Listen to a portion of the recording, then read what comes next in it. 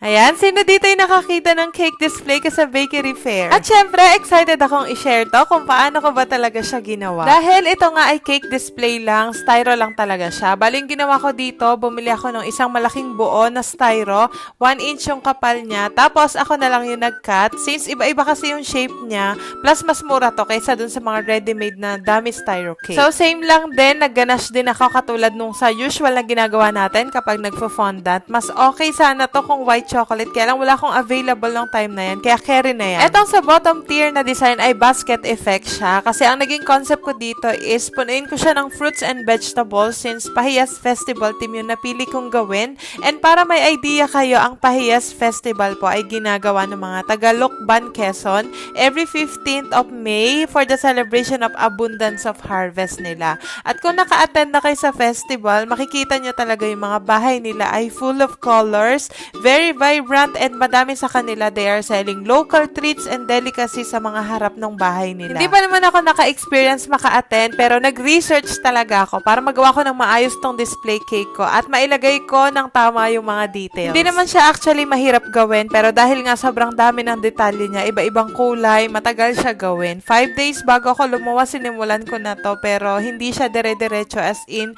kapag may free time lang ako, sinisingit-singit ko lang din siya. Since may mga pa-order din akong mga cakes.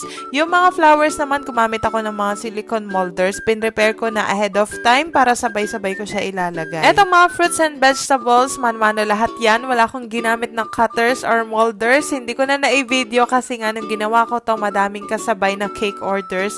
And ano na to parang 2 days na lang palawas na ako. Kaya talagang tinapos ko kasi ito yung isa sa mga matagal gawin. Pero syempre na-enjoy ko yan. Saka ang sarap ng feeling na malapit na siya mabuo. Nakikita mo na yung progress. Nung time na to, nasa almost 80% na ako. After preparation ng mga details, syempre, ito na yung exciting part. Yung mailagay na lahat sila. Marami akong hindi na na-video dito. Yung paggawa ko ng human topper na nakasakay sa kalabaw. Wala na din akong time i-video talaga. Tapos yung pinaka-last kong ginawa dyan, yung mga damo-damo sa ilalim at ibabaw. Yun naman po ay made of ACC whipping cream. At ito na yung naging final look sa mga taga Quezon. Sana nabigyan ko po ng hustisya sa cake display ko na to, yung Pahiyas Festival nyo.